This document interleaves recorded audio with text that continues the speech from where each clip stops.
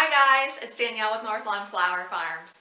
In today's video, I want to share with you how to care for the dancing lady orchid. Now she's a member of the Oncidium family, and she's an epiphytic orchid, but not a parasitic orchid. This means that she clings on to things like tree bark or rocks, but she doesn't take nutrients away from those plants. Instead, she gets the nutrients she needs from the air around her.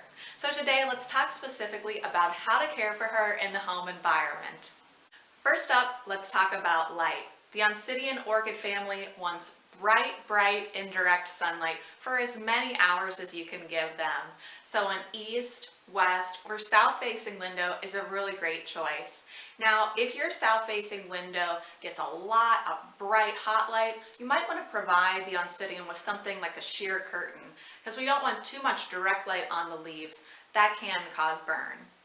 Next up, let's talk about water. The Oncidium orchid likes to always have access to water, but to not be overly wet. So you're looking for the medium to dry to about 30 to 40%. Well, what does that really mean? Let me tell you how I water mine. I like to take a popsicle stick or something like a chopstick or even a pencil and stick it into the medium about halfway down. If I pull that popsicle stick out and it's wet, I'm going to hold off on watering. But if I stick the popsicle stick in halfway and it comes out completely dry, it lets me know it's time to water my Oncidium orchid. Now they also have cytobulbs, which will help you know what's going on as far as the watering. If your cytobulb gets wrinkly, you know right away that it's time to water that orchid. And we really don't want to let our cytobulbs get wrinkly. We want them always to stay nice, plump, and firm. So go ahead and take your orchid out of the decorative pot, take it over to the sink, and water with room temperature water. Let that water run all the way out through the drainage holes and then place it back into its decorative pot. Next up, let's talk about temperature.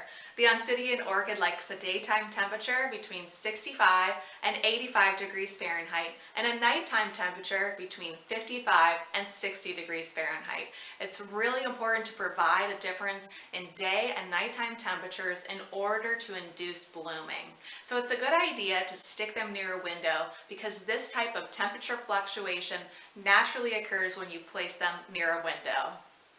Now let's talk about humidity.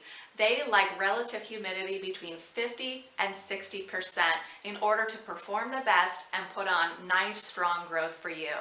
I like to group my house plants close together so that they can provide each other the humidity that they need, but you could also provide them with a tray of pebbles filled with water, and as that water evaporates, it increases the relative humidity around your plant.